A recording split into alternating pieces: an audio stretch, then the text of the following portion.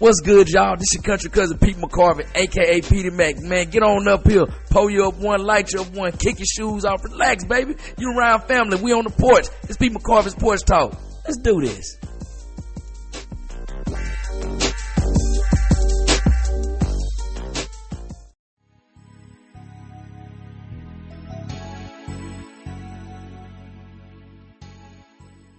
Yo, what's good, everybody? It's your country cousin Pete McCorvey, aka Peter Mac, and welcome back to the porch, man.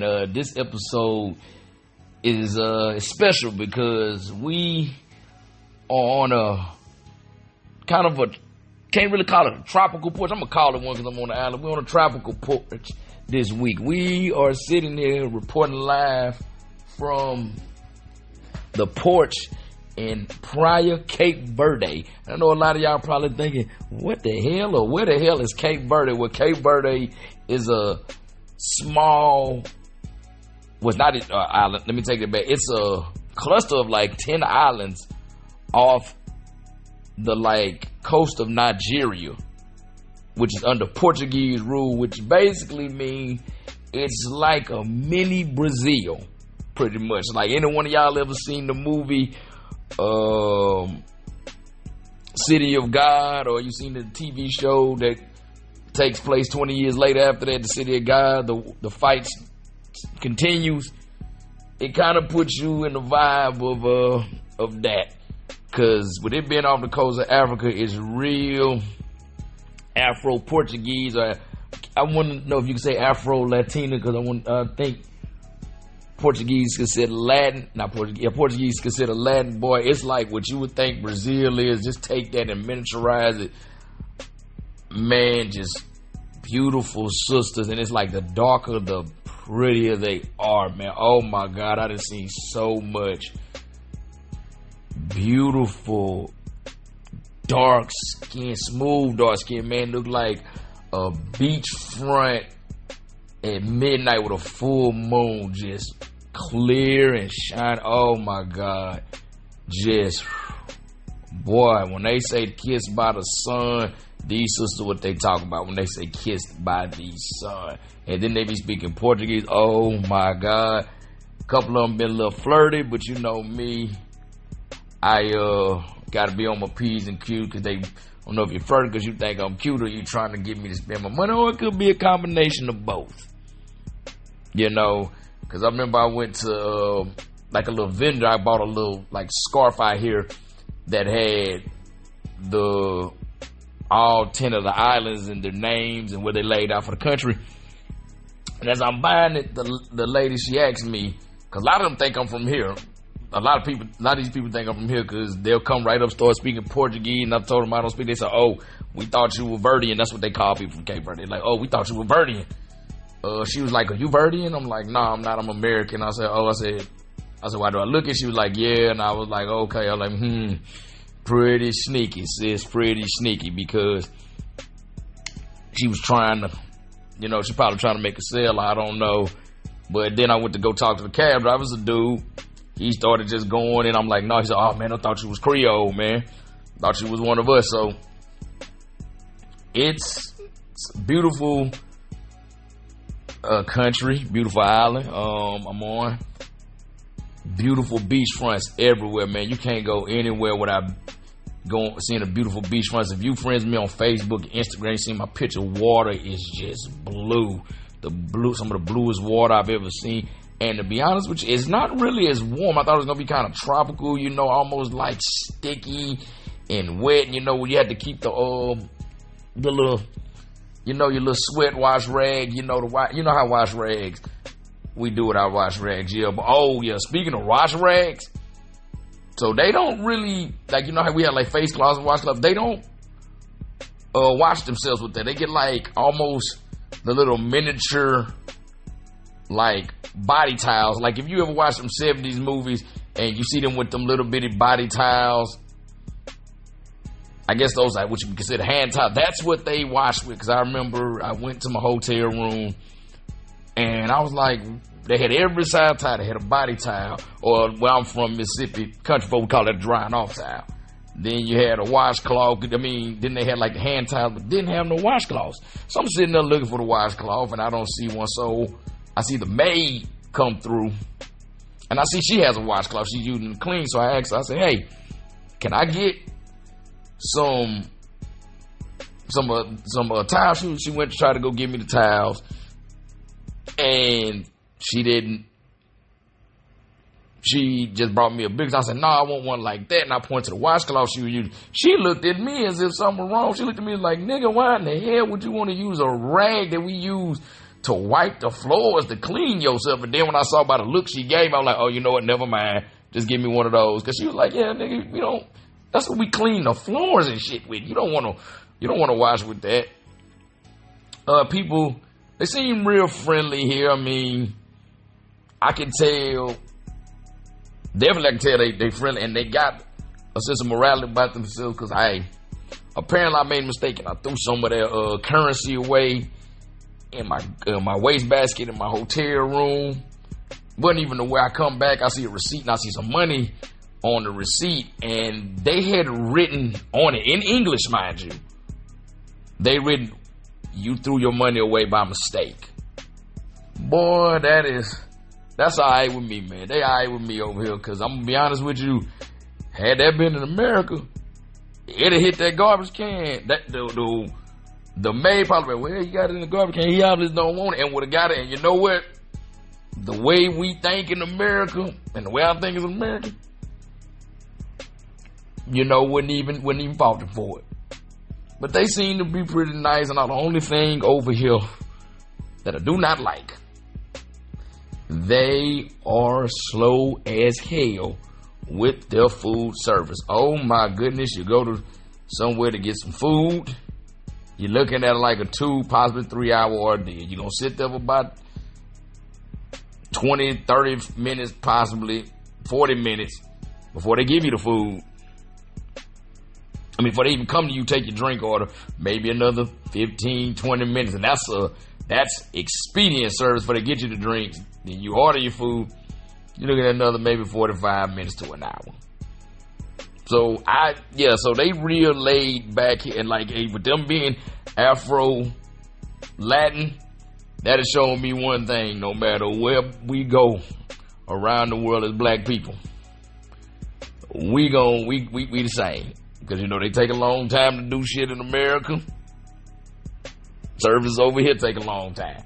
So that shows me like universal, and even the styles and like, the way they kind of like the mannerisms and all that. It's like they said, it's not just like we are one people throughout this whole world as black people.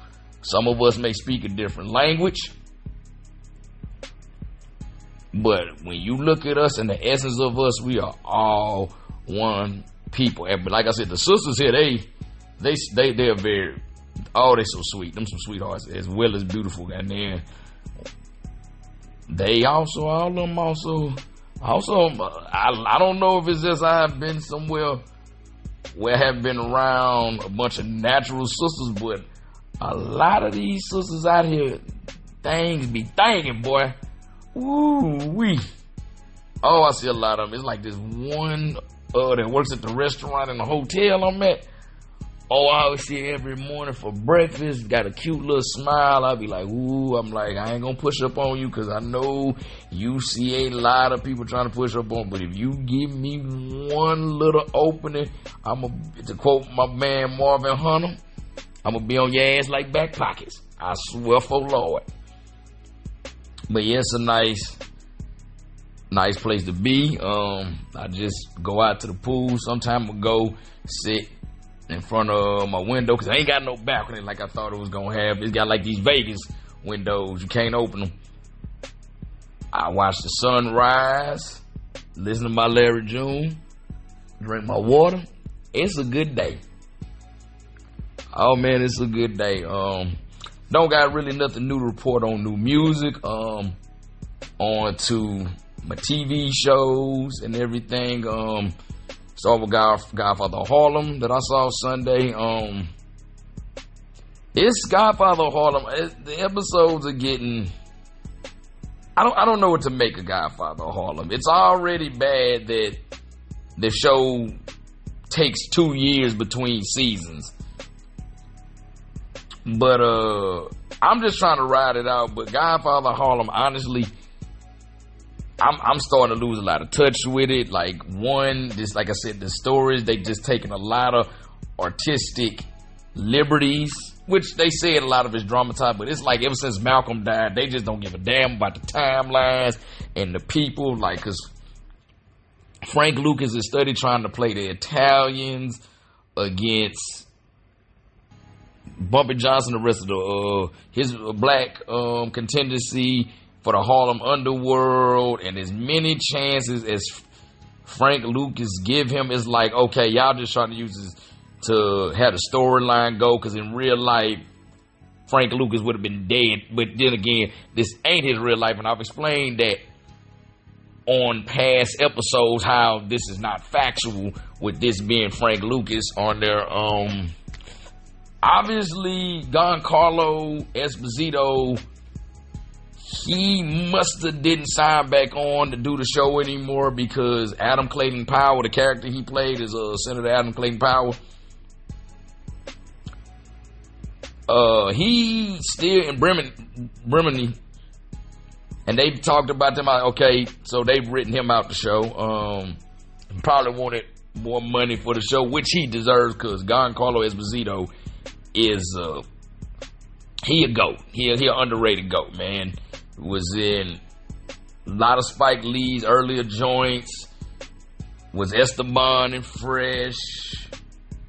You know, played. I can't remember his name in Breaking Bad. I'm gonna be honest with you, I didn't watch Breaking Bad, but he was the guy in Breaking Bad that was giving Walter White hell. He played Cassius Clay's father in the 01 movie Ali, which Will Smith should have won for. He a low-key GOAT in television, film, and I bet you he probably got a lot of stage experience too, and he also does great narration. But yeah, he's not back. But yeah, just all this, and it's just same episode, kind of week after week. Lucy is playing the boss for Chin. Chin kind of still wants to go back at Bumpy by proxy. Bumpy, I'm not giving up Harlem. The Doogie, which I never heard the term used before until this show came out. It's starting to lose its appeal to me now. Like, if they cancel after this season, I'm not even gonna be pissed, because don't get twisted, they got a lot of firepower in there with actors. This episode didn't really do it for me. Now, on to the Rookie. Now, the Rookie I'm happy about, because the Rookie, this was just a great episode. Not necessarily for the story, but I was happy because they brought one of my personal favorite and a fan favorite back. They brought back Skip Tracer Randy. He was like a German guy, real upbeat, who wanted to become a bounty hunter. Skip Tracer, which is kind of like a bounty hunter. He was in for like a few seasons and everything. Just always upbeat, happy. He kind of like annoyed them, but he was such a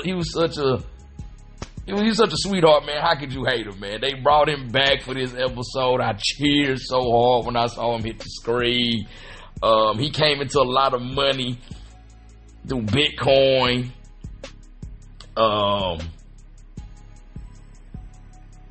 You know, Nolan and Bailey's roof was messed up. They said they need about 15,000, which is actually a factual number. That ain't a number they pull out their ass, because they got a family member whose roof was damaged, and that's what they told me. They need to fix their roof. And he came and wanted to talk to them because he's trying to win the affections of Nolan's half brother Pete, who was played by Pete Davidson. His girlfriend Charity, who's a stripper. And he asked them, hey, could y'all help me out? They're like, we wanted both late for work. And he said, I'm willing to give y'all $100,000 for your time. He just kind of said, I kind of came into a bit of money. I kind of became a billionaire through Bitcoin. They said, I'm willing to give you $100,000. And they like jumped on it. Angela and Nyla, they worked on a case because Nyla's mom accidentally sold her house over to a woman scamming for a trust. So she signed the deed to her house over. Nyla found out that her mother was getting evicted. She said somebody was trying to invade, so she loaded up Angela and they rode over to Nyla's mother's house. And come to find out she signed the deed over, and unbeknownst to us, Nyla's mom has become friends with Angela's mom, and which was crazy to me because Angela and Nyla didn't like that. I was like, well, y'all two are besties. Why would y'all not want y'all mom to be besties? You know, how it just, that weird shit. I don't understand it. But that was a cute little dynamic, and we see more layers to Nyla, that Nyla has resentment towards her mom because her mom, for some reason, I don't know who that actress is, but at first I thought that she was Mary Avery, who y'all know that played Suge Avery in The Color Purple and played Mama Jenkins in Welcome Home Roscoe Jenkins, but that wasn't her. But she seemed very to resemble that woman a lot. And to be honest, they actually did a pretty good job with casting her because she actually kind of looked like the actress that plays Nyla Makia Cox. That looks like that could really be her mother. I wonder if that really might be her mother, but we see resentment towards her. She was like, she's too trusting. She said, that's why dad walked all over you. She said, you thought everybody in the world is good. You see the good in everybody, and I don't. And I'm gonna be honest with you. I agree with Nyla on that because I'm the same way. I had to tell an ex-girlfriend of mine that. She was like, you just standoffish and you don't see the good in everybody and this, that, and the third. And I told my ex-girlfriend, I said, babe, I'm gonna keep it funky with you. Everybody in this world ain't got no damn good in them. I don't see the good in everybody because I don't believe everybody's a good person. I believe they're terrible, horrible, freaking people in this world. You want to see the good in everybody. I see you for what the hell you are. I'm like Maya Angelou. If someone shows you who they are, believe them. I'm not going to be like, well, deep down inside, that person got like, no, that's an evil motherfucker, and I'm going to treat it as such. So they ended up going to do that. They set up a undercover operation. They have Nyla's mom wear a wire, and it was the cutest little thing when her mama put the wire on because Nyla was trying to talk to her about wearing the wire, and she was like, I've seen The Sopranos, I know how it works. Then Angela's mom comes in. No, it was the other way around, I'm sorry. Angela's mom was wearing the wire, and she told Angela, I've seen The Sopranos, I know how it go. So then when Nyla's mom came in to tell her how they was going to catch the woman in Detroit, she's like, I'm wearing a wire. And it was like, oh my God, just like Sopranos. It was so cute to see them two old ladies sitting there so excited about something so dangerous. It was adorable, man. Skip Tracer Randy, hey man, he was a badass. So somehow he goes to Charity and he tells her that he wants her affection, and Chad was like, I don't know about that because I date Pete. And then she suggested him being the sugar daddy, which is like the most LA-ish thing you could think of. Because he had bought her like a diamond ring. I think he was trying to propose to her. She didn't want it, but like her stripper friend was like, shit, girl, you better jump on that. So she tried to suggest being a sugar daddy, and he agreed to it. And I don't think he really understood all the ramifications that came with being it. Then somehow she ends up getting kidnapped.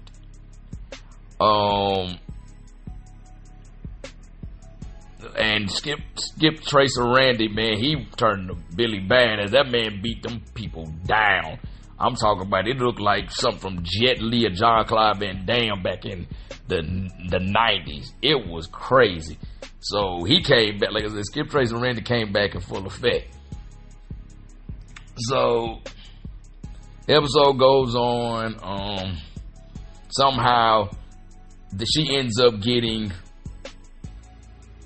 kidnapped, and they have her in an abandoned mall. We don't know this is abandoned mall. Only way we find out it's abandoned mall because Miles, who has really been grating my nerves, but has his moments, he saw that she was signing something. He told the tech guy, said, close in on the video, let's see that. He saw that she signed mall, and he put it together like she's at a mall, and they deduced that which abandoned mall was in. They went and rescued her, and when they rescued her, Skip Tracer, Randy tried to give the money back, give the money from his Bitcoin account to charity while she was in the hospital recovering from the wound she suffered, but he couldn't open his wallet, and he was like, is there a way that I could be still your sugar daddy without any necessary sugar? And Skip Tracer, Randy fast, she was like, no, I don't think that's going to be a good idea. She said it's sweet as hell. But look, what was crazy was he just walked out accepted, but he said, because Tim, of course, was one of the people that was a part of the search and rescue. He said, well, I already paid Sergeant Bradford, paid for Sergeant Bradford's surprise for helping me.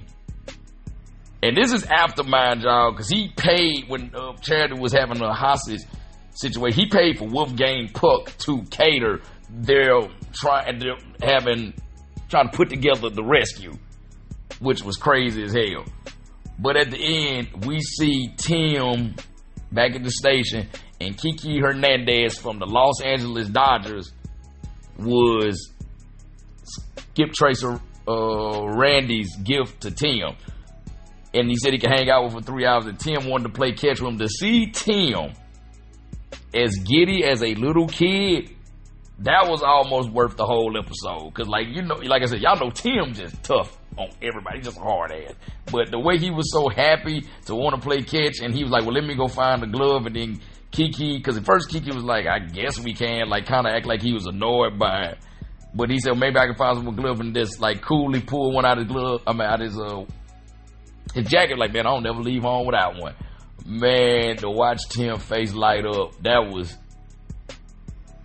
I'm pretty sure Eric Winters, that's the actor that plays Tim, he's married to Rosalind Sanchez. If y'all don't know who that is, she was the Hispanic agent on Rush Hour 3 and the dance instructor on that movie about Cuba Gooding Jr. accidentally going on a gay cruise boat trip. That's who Eric Winters is married to in real life. He probably thought back to the day he married that woman, because like I said, that woman fine as hell. So, because I've never seen, since he's been playing Tim, Eric Winters' face light up like that in his character. But the best part of this whole episode was, and I know all of us felt like either proud parents, proud uncles or aunties or brothers or sisters or cousins or besties, Lucy passed the sergeant exam. She is now Sergeant Lucy Chan. That was the best part of the whole episode. And the way Tim was smiling behind her like a proud mentor, not even just a lover, it was just like a proud mentor to watch his one-time boot now become,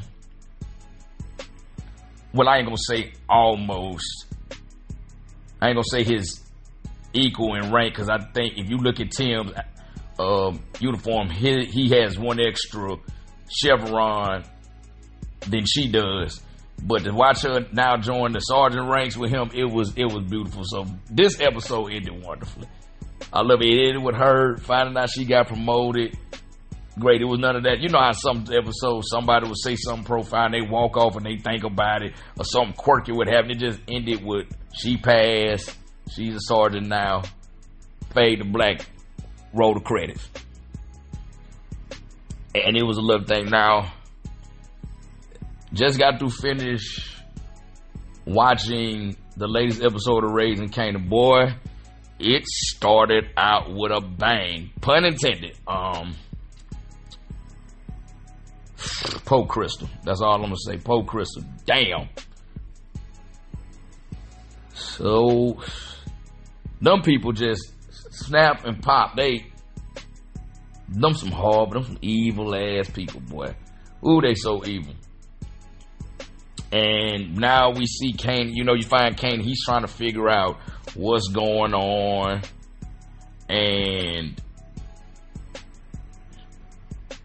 how she didn't get to Delaware to go to her grandmother's house and this, that, and the third.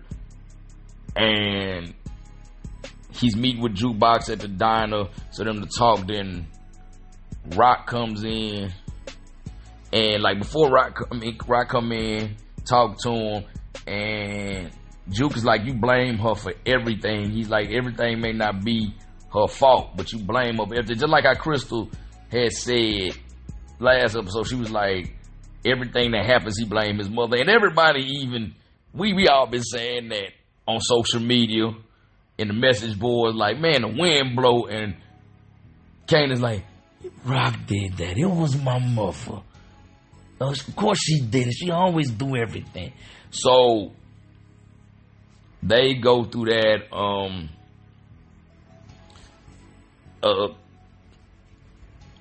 Uncle like Marv ain't shit. Marv was Uncle Marv for real. Like, he finally found Amber. That was Gerald's daughter, his white friend that was the journalist that he met in anger management.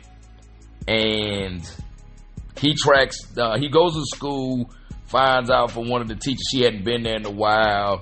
Foster family said she was sick. So Marv pretty much was like, hey, I need to find out where she is. I need to know. And he's like, I can't give out the information. I think he ended up bribing, finally came to the house, and it was evident these people were like drug addicts. House looked dirty. You can just see from the doorway, the house looked dirty. And Marv was pretty much trying to be polite, like, I'm not leaving without seeing her. And then the man was like, you need to get the F off my steps. So Marv brought back that breathing that he was doing last couple of seasons. And then he turned to walk away, and he heard Amber pushed his way in, opened the door. Man tried to come at him with a bat, put slug in him. Then the wife tried to come up, threw out the way, he put a slug in her, and just saw the poor girl was just living in filth. Her and some other little, I think it was the sister, just living in filth and all that. It's like, what the hell they doing to y'all? Marv went up a notch. Lou back in full effect, man. He got kicked out of the police came and asked him about what went down the night he caught the bodies and gave us the old Lulu back. He killing them people, and we got the old Lulu back. And he lied and said he was with Armani, and she collaborated with his story and all this, that, and the third to save him. But it ended up costing him not only the relationship with her. She's like, I don't want you making me compliant with him. I want to be in concert with a murder. So she dropped him. And then after that, Laura Giffen, who is the head of the label, fired him too and got rid of Rilla. And I didn't realize this. I did not realize until I went back and looked at it. The guy who plays Law, that's the dude who played Raphael in the 1990 live action version of the Teenage Mutant Ninja Turtles. Josh Payes. I did not realize that. As I looked and I kept like, I know that guy's voice somewhere, and I know he sounds familiar. And I looked him up. That's Raphael. So my childhood smiled with that one. But of course, the episode, it ended with Lou trying to get back on with Rocky. Like, I need to get back on. He's like, I'm a warrior. I need to go do what I got to do. So I think she's trying to put him back on. And Kane is still looking for Crystal. Like, he kicked her stepfather's ass, the one she had mentioned a couple of episodes prior, because he was like, man, where Crystal at? And whoop the whoop. He like, man, I don't know. Kane went to work on with that Tim. I don't know if y'all ever been kicked with a Tim, but that'll change your whole attitude, and definitely you'll get some get right about you when somebody popping your ass with that Tim in your gut. had the poke grown man cowering. I mean, it's already bad. This man feel like the man already a janitor and you didn't beat his ass. Boy, Kanan was just went into attack mode and had the man whimpering and stuff on the ground. But Kanan finally been asking around. He's kind of just come to the fact. I'm coming to terms with the fact Crystal is dead. Then he went to go ask Snap and I was about to say Crackle, Snap and Pop about it, and they was like, your mother did that. So now his hatred for her is back up again. And now it's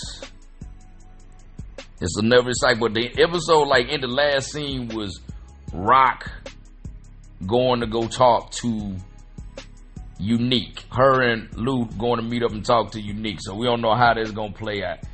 But yeah, this episode, we got one more episode left in the season. Well, shit, not only for just raising Kanan, we got one more episode left in the season for the rookie too. So it's season finale time for both of them. I wonder what I'm gonna watch after that. But I'm gonna speak on this. So this episode probably gonna go a little longer.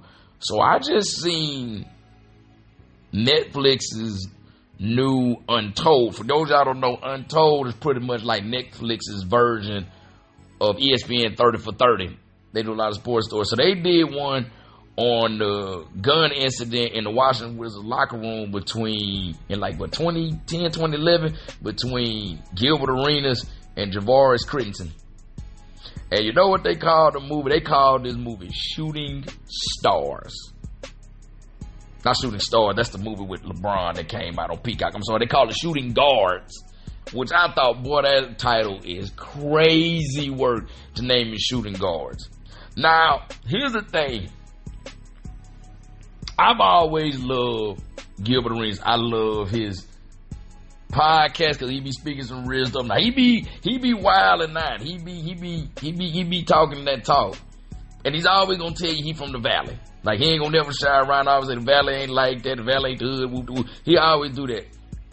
But Javaris Crittenton is from Atlanta. He from the hood in Atlanta. You know, he like the projects in Atlanta. And now they finally disclosed what all was said and what all was done. So, first of all, Gilbert Arenas say he grew up in the Valley. You know, he was always a jokester doing this and acting this, that, and the third, talking shit to people, fucking with people.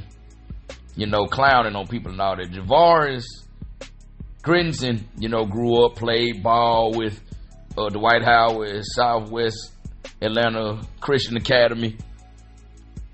Ended up going to Georgia Tech to stay home. Ended up getting drafted by the Lakers. And while he was out there in LA, got cool with a Crip set. Then got traded to the Wizards and got in there with Gilbert Arenas. And Gilbert Arenas, you know, he the jokester. He the locker room jokes. He talking shit about everybody. He clowning everybody. You know, and Javaris was like, I wasn't used to none of that, man. Like, you know, we don't play like that where I'm from. We don't be doing all that joking. So he kept always messing with Javaris. They get into it one day, and this was a gun situation come up. He was like, man, I burned, like, they got to talk. He said, I'll do that. He said, man, I told guns. He said, man, I burn your car with it. He said, man, I'll shoot you.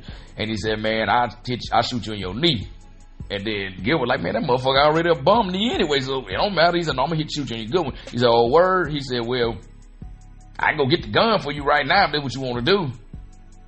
And then Javaris has said, and they like, this man don't know. He's like, I play with guns. I told all that, and it was just so. This brought up something. This documentary brought up two things. Number one, I love Gilbert Arenas. Agent Zero is my dude. Love his podcast. He just funny. He gonna talk his talk.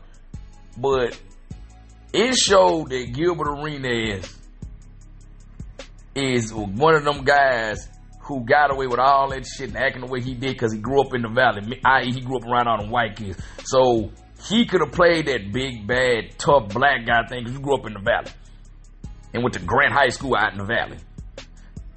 And you know everybody kind of in awe of you because you know you're a basketball star, you big, you black, so everybody gonna think you tough did that. Because I guarantee, because the way Gilbert Arenas was talking to a lot of those people in that, they would describe how he was talking to people in that documentary in the locker room.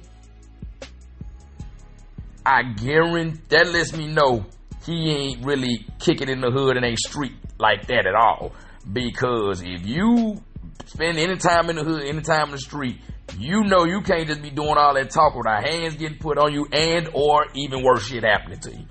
Because I guarantee you, if Gilbert Arenas had went to Crenshaw, he went to Dorsey, he went to Manual Arts, he went to Fairfax, I'll even say Westchester, or we can bring it over to Inglewood.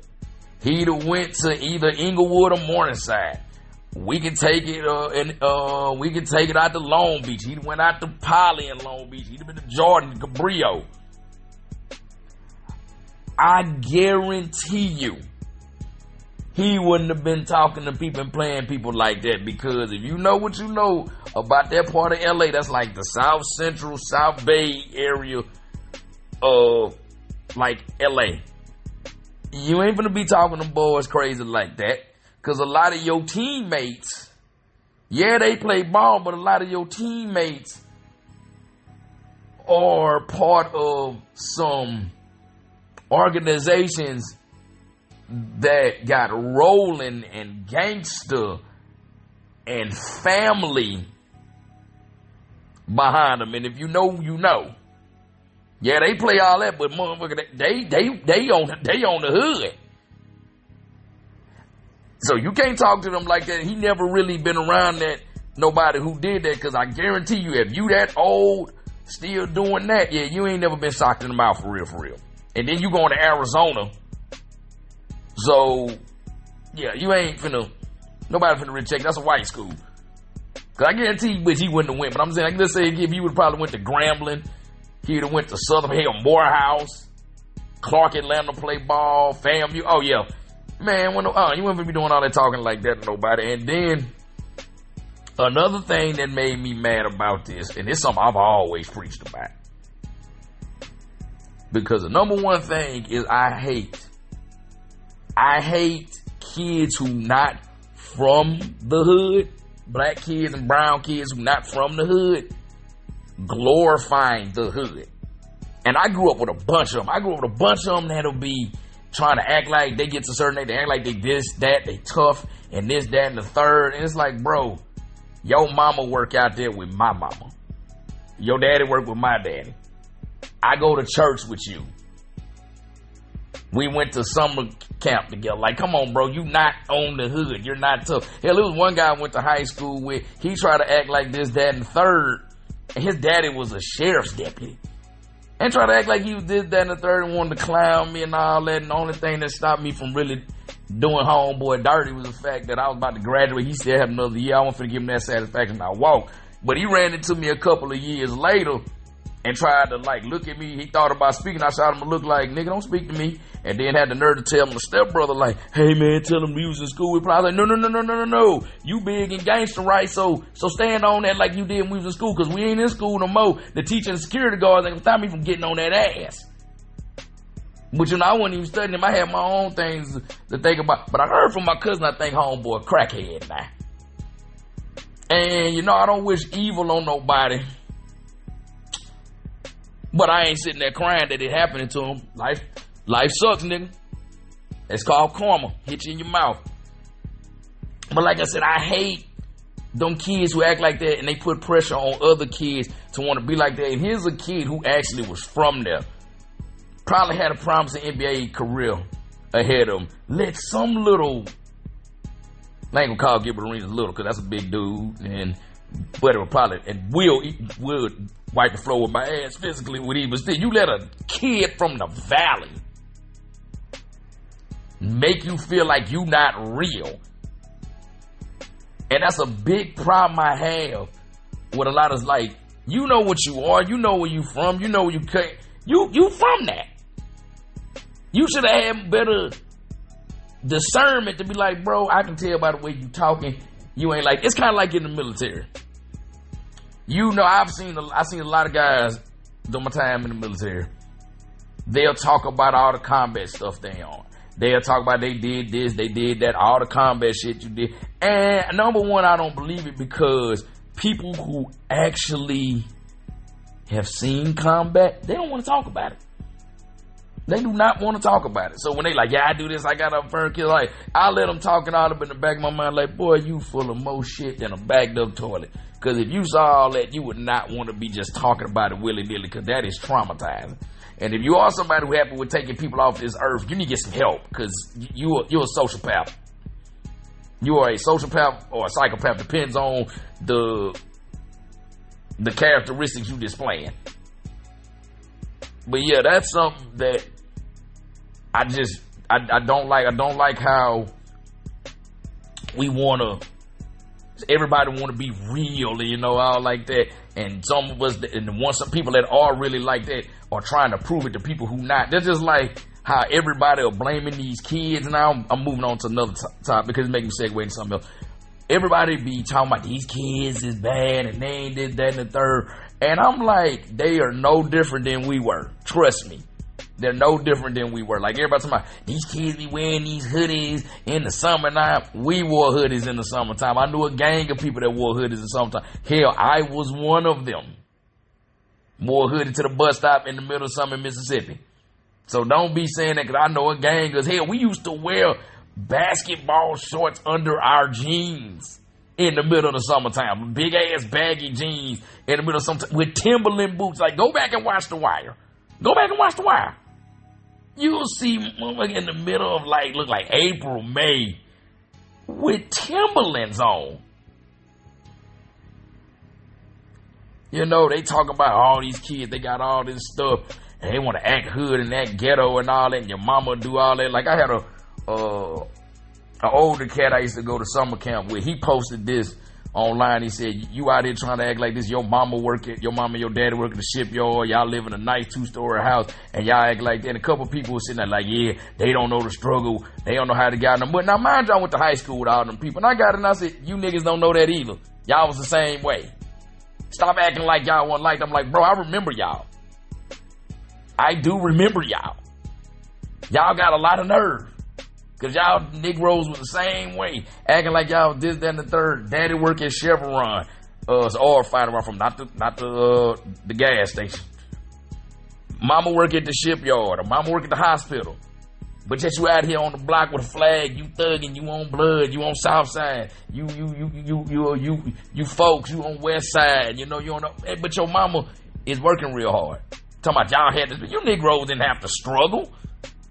Y'all, I went in y'all houses. Y'all had more shit than me. Y'all actually, all I had was a 64. And in N64, when I got rid of my N64, I had to get a PlayStation 2. It was people that had a N64, PlayStation 2, Dreamcast. You got to be old enough to remember that, and a PS2.